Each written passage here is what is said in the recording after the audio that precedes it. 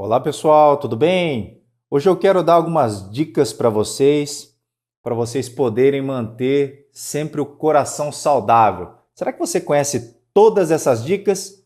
Então fica comigo até o final do vídeo que a gente vai falar mais sobre isso aí. Então, sem mais delongas, roda a vinheta!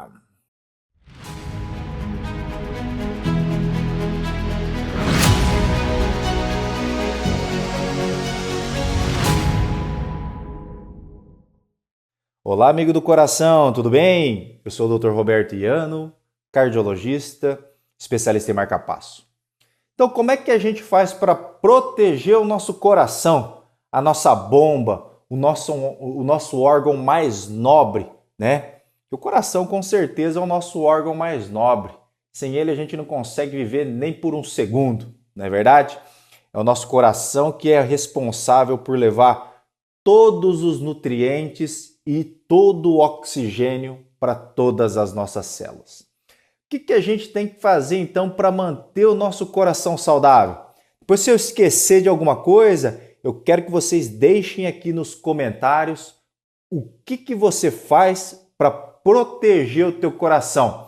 Mas as dicas aqui que eu vou te dar são dicas de extrema importância e que muitas vezes você nem sabe. Vamos lá.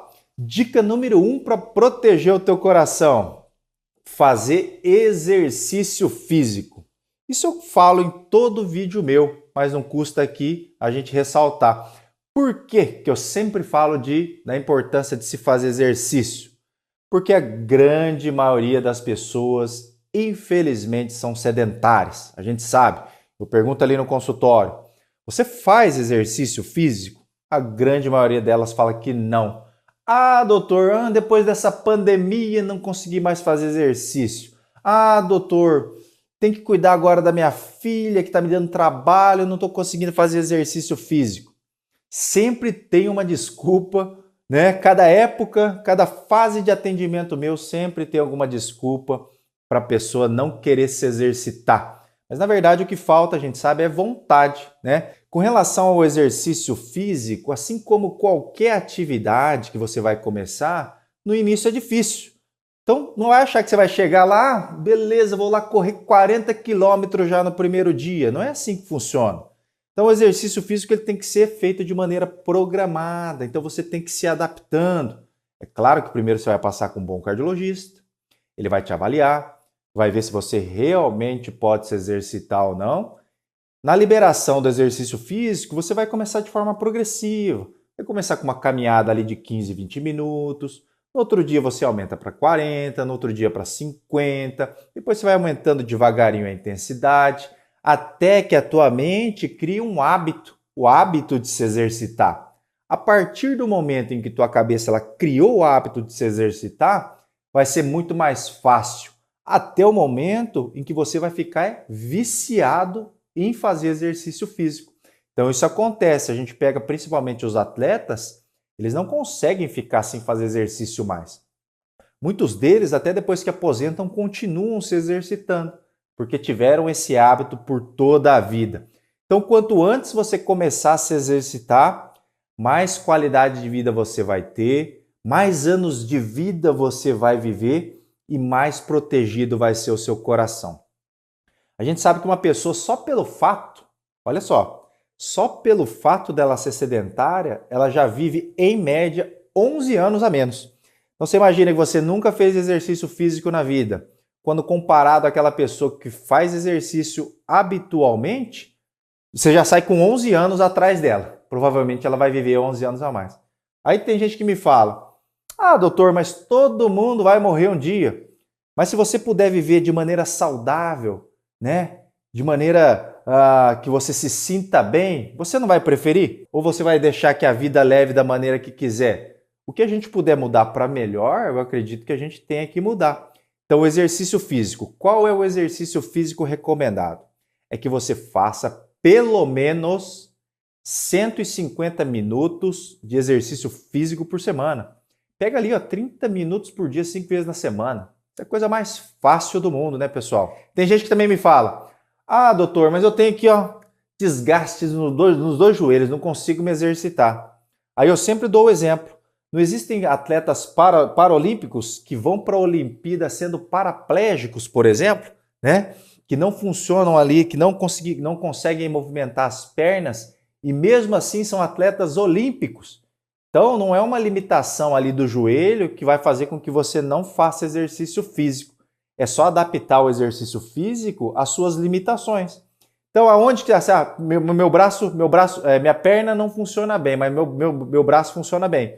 Faz exercício para os braços, né? Para cada tipo de limitação, existe um exercício físico que você pode fazer, que vai ser eficaz e que não vai atrapalhar a lesão que você já tem. E muito pelo contrário, muitas vezes essa lesão tua que você tem ali no joelho, com uma boa reabilitação e um bom fortalecimento, você vai conseguir recuperar. Então não me vem com essa história não, de que eu tenho problema no joelho, meu ombro dói, meu cotovelo dói. Não, isso não é desculpa para não se fazer exercício, né? Para de se enganar, né? Que nem o pessoal chega no meu consultório e fala que é por conta disso. Não, mas é a falta de vontade mesmo o fator principal. Mas vamos lá, falei do exercício físico. O que é a segunda coisa que a gente tem que fazer depois de se exercitar bem? É manter uma boa alimentação. A gente é o que a gente come, né, pessoal? Então, quanto mais alimentos industrializados, alimentos processados e multiprocessados que você consome, isso vai fazer mal para a tua saúde. Quanto mais alimento ali natural, direto da horta, sem agrotóxico, né, que você consegue consumir, você vai se sentir melhor e vai viver mais. Porque a alimentação é de extrema importância.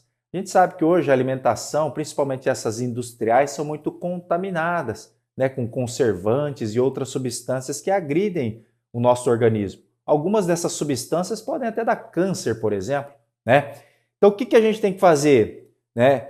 Eu sei que não é condição, não dá para todo mundo fazer isso, mas se você tiver ali, puder fazer sua hortinha, por exemplo, ou você comprar o alimento ali com procedência, sabe que é um alimento orgânico, livre de agrotóxicos, prefira isso. Com relação às gorduras, prefiram gorduras de boa qualidade, que são as monoinsaturadas ou poliinsaturadas, por exemplo, o óleo ali do abacate, o óleo das castanhas e das nozes, né? Os carboidratos, não pega aquela farinha simples ali para comer, se alimente de carboidratos integrais, de de mais lenta absorção. Isso uma boa nutricionista pode te auxiliar a fazer isso, né? Se o teu rim estiver bom, tenta fazer uma alimentação mais rica em proteínas.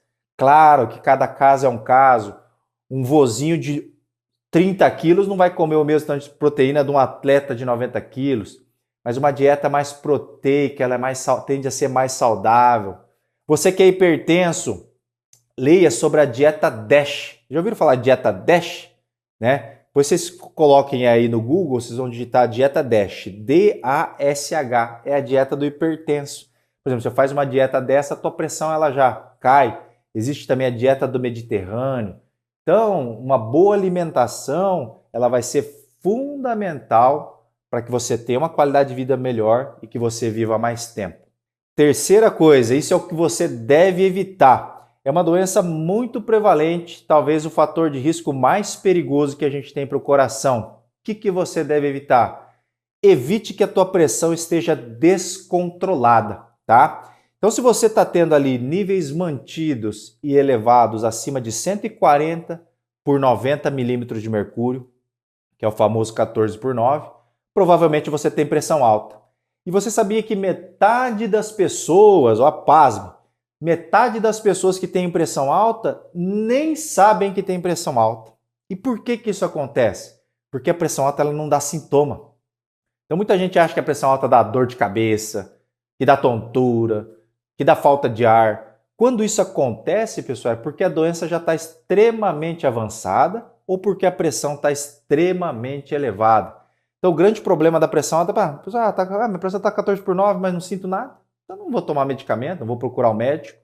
E aí numa dessa é que você acaba se dando mal. Porque a hipertensão arterial, além de aumentar a chance de você ter um infarto, e aumenta muito o risco de ter infarto, aumenta o risco de ter derrame cerebral, aumenta o risco de você ter insuficiência cardíaca, que é o coração fraco, e aumenta a chance de você ter insuficiência renal, que é o outro órgão nobre que a gente tem, que é os rins. Então, cuidar da pressão alta é fundamental. Então, se você tem pressão alta, não postergue. Procure, assim que possível, um bom cardiologista para poder te acompanhar.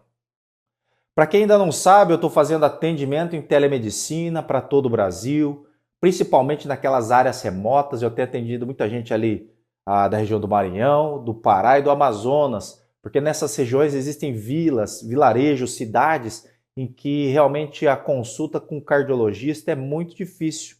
Agora, com essa vantagem de podermos atender via telemedicina, a gente pode auxiliar você até que você consiga procurar um cardiologista aí na tua região. Então a gente consegue pedir exames, prescrever medicamentos, emitir laudos, enfim, é uma consulta clínica normal, exceto pela desvantagem de não poder fazer o exame físico.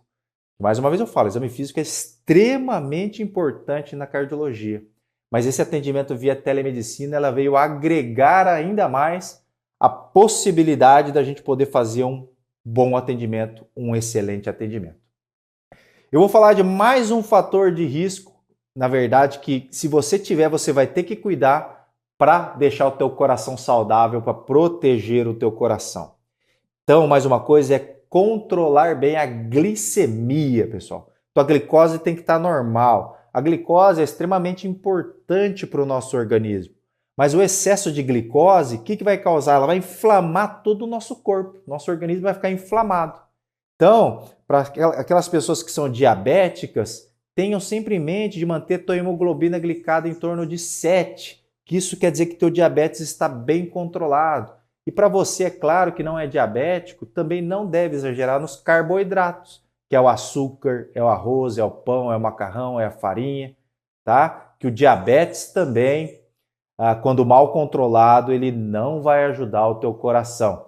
É um dos fatores de risco que mais agride o coração e aumenta a chance de você evoluir para insuficiência cardíaca. Então, faça exercício físico, se alimente bem, mantenha a tua pressão sempre 12/8 ou até abaixo de 12/8 e mantenha a tua glicose bem controlada. Tá bom, pessoal? Se você gostou do vídeo, eu quero que você dê o like, inscreva-se no canal, clica no sininho para receber todas as notificações. Não esquece também, pessoal, de compartilhar o vídeo. Olha quanta informação que eu falei aqui em 13 minutos de vídeo. Olha quanta informação que pode agregar, na tua saúde e na tua qualidade de vida. Tá ok, pessoal? Então vou ficando por aqui. O recado de hoje é esse. Um grande abraço e até a próxima.